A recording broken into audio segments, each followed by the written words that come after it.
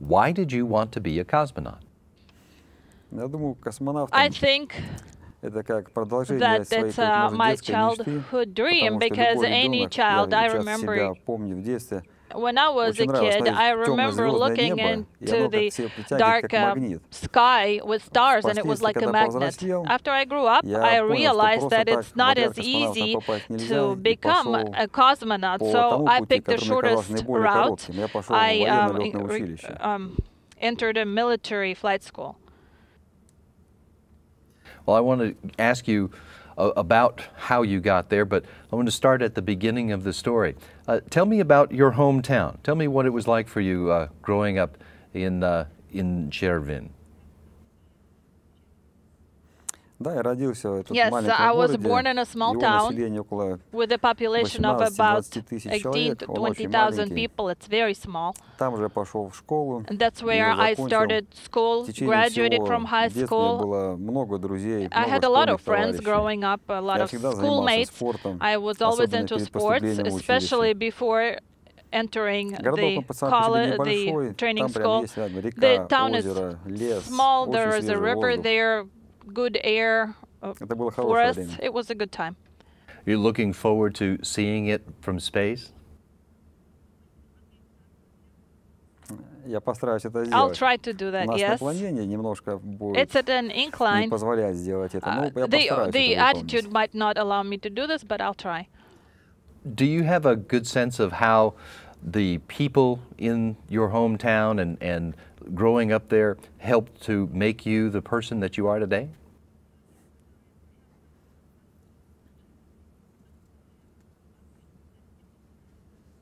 Absolutely. Starting with my parents, when I was born, I would always learn something good and not so good, but overall, all the people that I came across in my life had an impact on me becoming the person that I am as an officer and as a cosmonaut. I would want to ask you now to help us better explain the path that took you from that hometown to being on the verge of launching into space. Tell me about the major steps in your education and in your professional career that have led you to become a cosmonaut.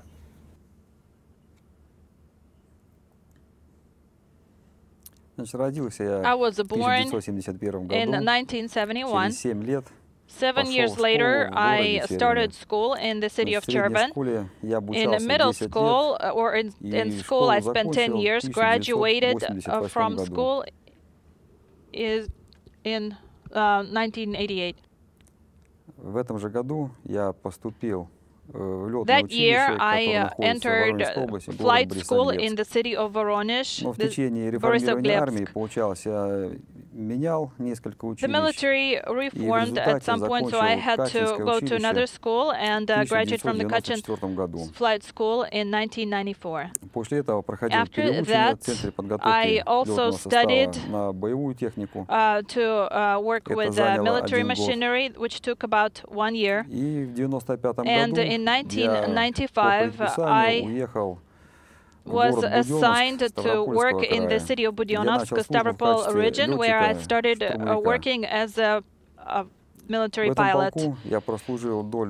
There I served for several years, and I was a pilot, a senior pilot, and became the troops deputy commander.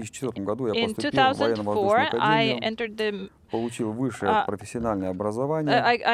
got higher military education, which took me 2 years. In 2006, I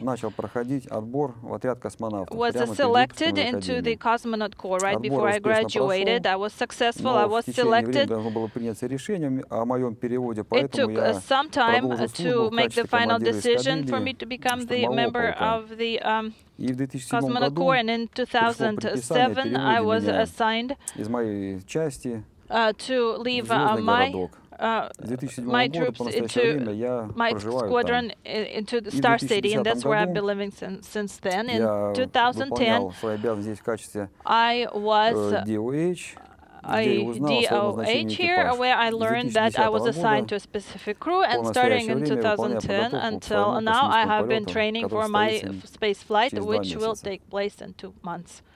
You said earlier that as a boy, you looked up to the sky and were drawn to the stars. As an Air Force officer, were you applying to become a cosmonaut, or did someone just come along one day and say you'd been selected?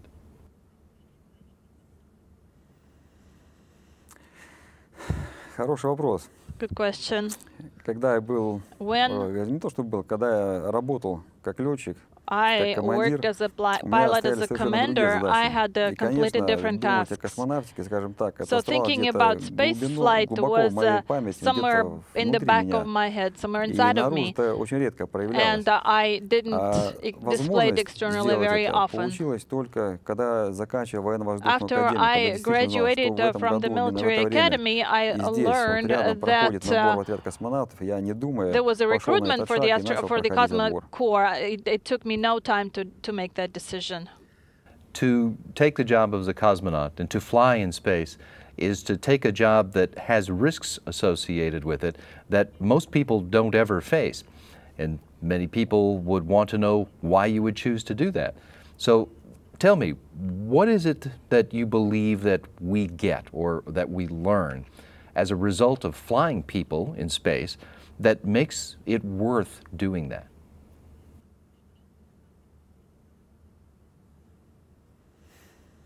Как говорят у нас в России, риск — это благородное дело. Well, we say in Russia that risk is a noble endeavor, and this is something that only a strong person can do to achieve higher goals.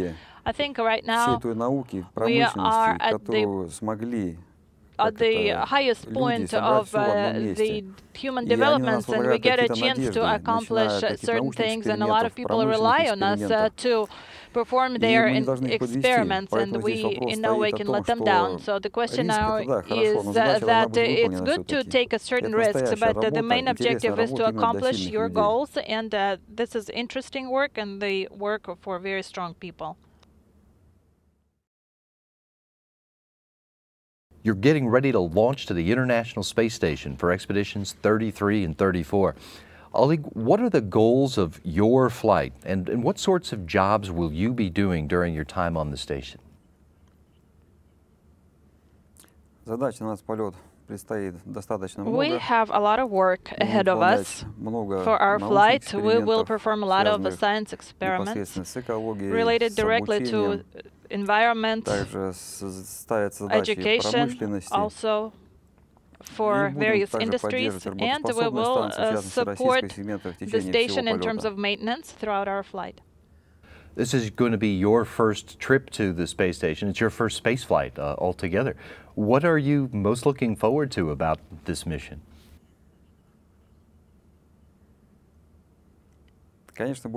Of course, I am looking forward to my first impressions that I will get right after the launch. And then throughout the flight, I will be very interested in working with our entire team, together or separately, perform various tasks, be successful in accomplishing my tasks and in a timely manner, and to return back to Earth without any abnormal situations.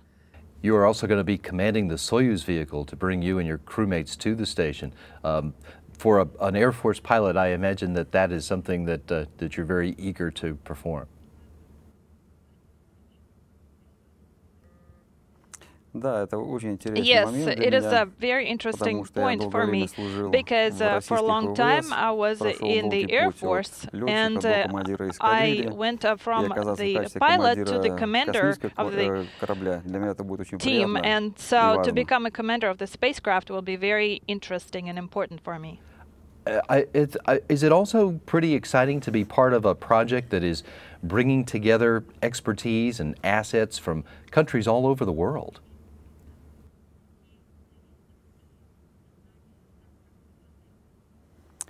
To be honest with you, I'm very proud to be a part of such an interesting team, which includes the best specialists from the entire planet, from all continents. It's very important.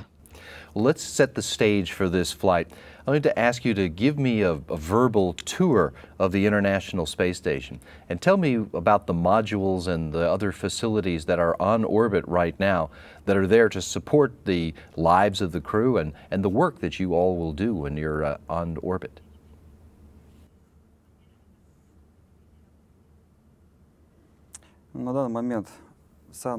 Currently, the station consists of many modules.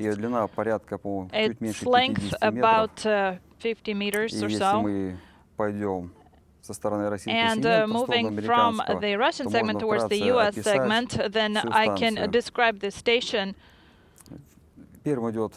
without getting into too much detail. First, we have the service module of the Russian segment, followed by the FGB module.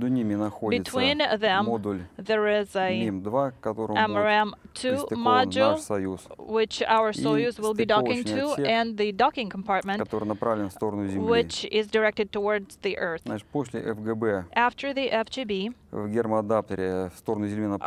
towards the Earth, we have the MRM-1 pointed towards the Earth, and right after the FGB, we have the US segment, which consists of many modules as well. And if we go in order, then we'll have Node 1, Lab, Node 2. To the left, we have the Japanese module. To the right, we have the European module, and also on the US segment, we have Node 3, airlock, and it's a large segment, the US segment. The assembly of the station is all but complete these days, and so the emphasis for the station crew members who are working on board is now turned to doing science research. How do you explain to people the potential for scientific knowledge and new learning that the space station provides, and the value that that knowledge may provide for us?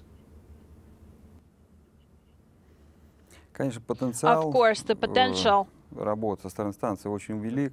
from the station is great, starting with the visual observations of the Earth, various natural disasters and phenomena, and as well as the events in space.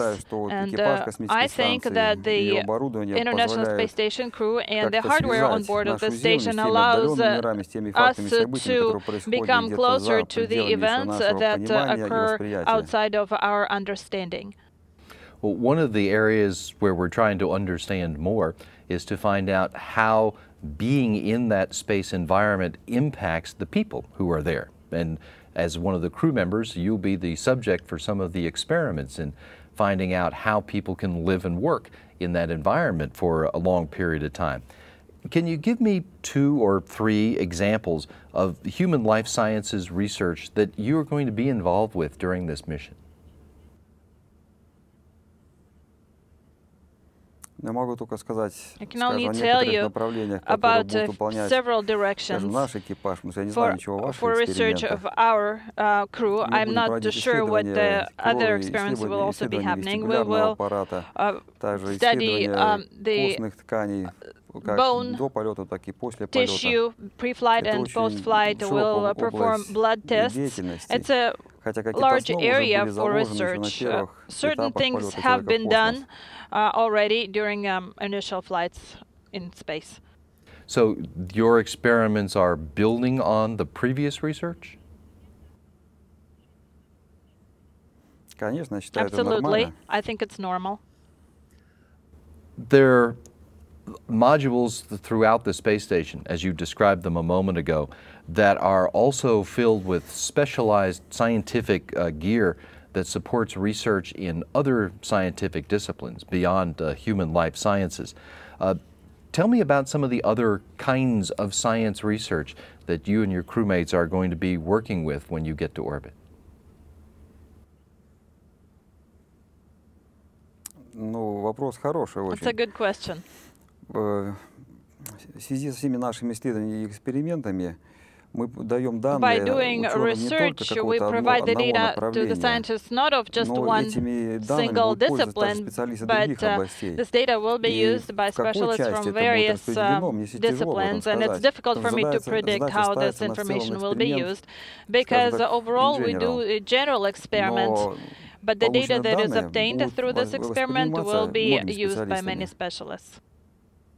The scientists who have developed the dozens of experiments that you and your crewmates are going to be working on are people who are coming from all around the world to this project. What's it like for you as you get to work with them on their science experiments?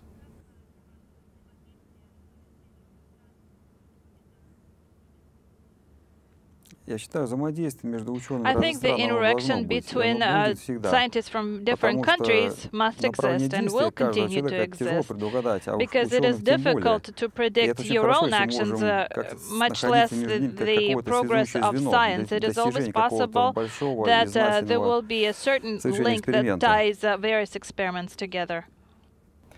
Now, station crew members, when they're not doing science work, are responsible for keeping the space station functioning, keeping it flying in good shape. Outside of that science work, what other kinds of work do station crew members do during a normal day on orbit? The crew spends a lot of time to perform maintenance on the station, maintaining the functionality of various systems, housekeeping, disinfecting the surfaces. It's very important both for the health of the crew and the safety of the equipment, and to ensure lengthy functionality of the systems. Do you enjoy going to enjoy doing that kind of work? That's my job. I have to do it. In almost the exact middle of your planned 155 days in space will come the Christmas and New Year's holidays. What are your thoughts about spending those occasions being in space?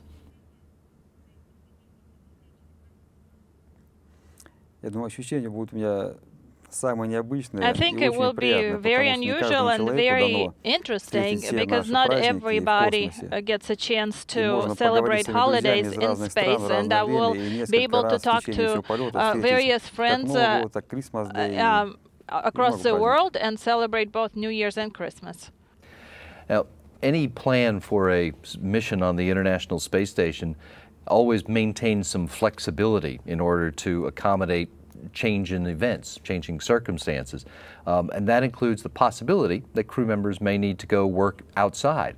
At this point, what is the plan for any spacewalks during your time on board? Yes, we do have one spacewalk scheduled from the Russian segment. It has been rescheduled, though, to the next expedition, and unfortunately we won't be able to perform it. So, but you have trained for the spacewalk and would be ready to make one if the need arose? Absolutely. We are fully prepared for the spacewalk. The space station these days receives supplies from Earth that are brought by a small fleet of unmanned cargo ships. And in fact, there are almost a half a dozen of those ships that should be coming and going during the time that you're on board. Tell me about the different ships that are supplied by the station's different partners, and about the commercial vehicles that are now beginning to fly to the space station too. From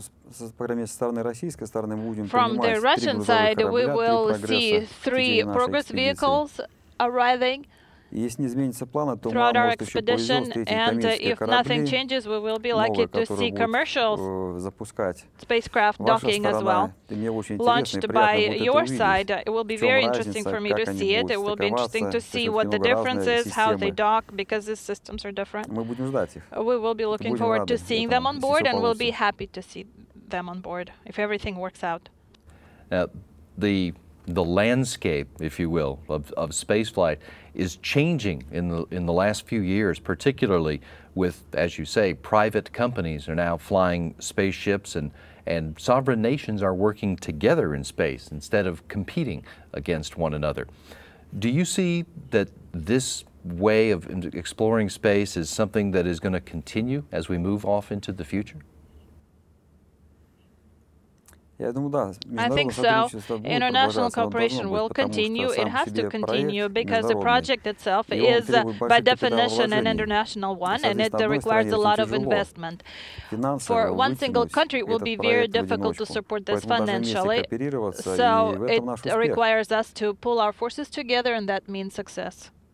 As you imagine your spaceflight, you look ahead to the future, what do you think is going to be the highlight or the most interesting aspect of your time on orbit? I think the best part will be able to see the Earth, and I think for me and my colleague will be the first. It will be the first time for Kevin Ford. It will be the second, not the first flight. So maybe it will be something else for him. But for us, everything that happens the first time.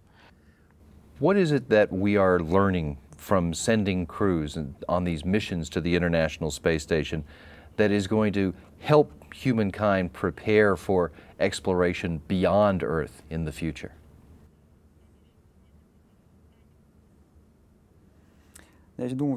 I think throughout our entire flight, we accumulate experience and knowledge, just like athletes who train to break a record. So we are preparing, and I hope that in the future we will perform a long-duration space flight, hopefully to Mars. Why not?